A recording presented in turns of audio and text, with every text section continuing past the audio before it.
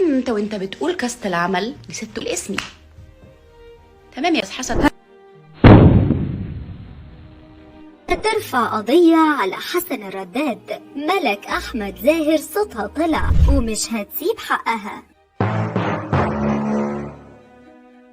ايه اللي حصل ما بينهم؟ تعالوا بينا نعرف. ملك أحمد زاهر بتحاول تخطف الترند الفترة دي بفيديوهاتها على السوشيال ميديا، وكان آخرهم لما ظهرت في فيديو وهي بتوجه رسالة للفنان حسن الرداد وبتقوله فيها ازاي تنسى تقول اسمي في كاست العمل، وده خلى ناس كتير تسأل عن المشكلة اللي حصلت ما بينهم. الحكاية كلها ان حسن الرداد ظهر في فيديو مدته 20 ثانية على انستجرام، كان هو والسيناريست محمد سيد بشير مؤلف العمل، وطلب من حسن يقول كاست المسلسل في 20 ثانية. فحسن قال أسماء الممثلين ونسي أسماء كتير جدا، منهم المنتج محمد السبكي اللي ظهر في فيديو نزله حسن الرداد على انستجرام، والسبكي داخل عليه في حالة غضب وقال له ايه يا حسن يا رداد، بقى تنسى اسمي، تنسى اسم اللي عمل لك المسلسل؟ يا راجل والله ما هسكت على هذا الموال.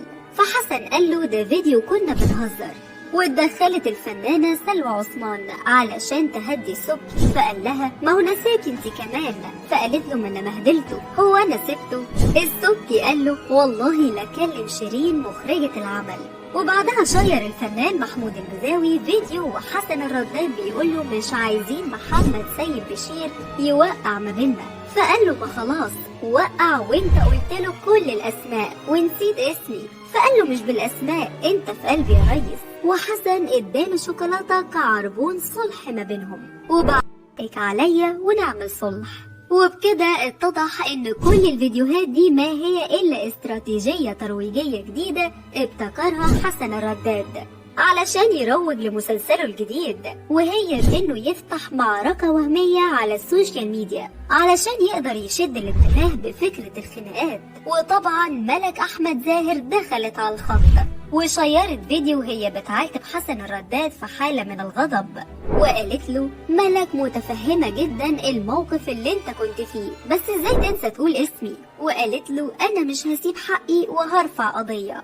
بس التفاعل على فيديو ملك كان اكبر بكتير، لان الناس ما بقتش فاهمة هي بتهزر ولا بتتكلم بجد. بس طبعا هي كمان بتروج لمسلسلها الجديد محارب، واللي هيتعرض ضمن السباق الرمضاني 2024، واللي بيشارك فيه حسن الرداد وماجد المصري واحمد زاهر ومنى فضالي ولقاء سويدان ومحمود البزاوي ونرمين الفقي وتامر عبد المنعم وناهد السباعي، وبتدور احداثه في اطار اجتماعي تشويقي عن عزيز محارب واللي بيجسده حسن الرداد.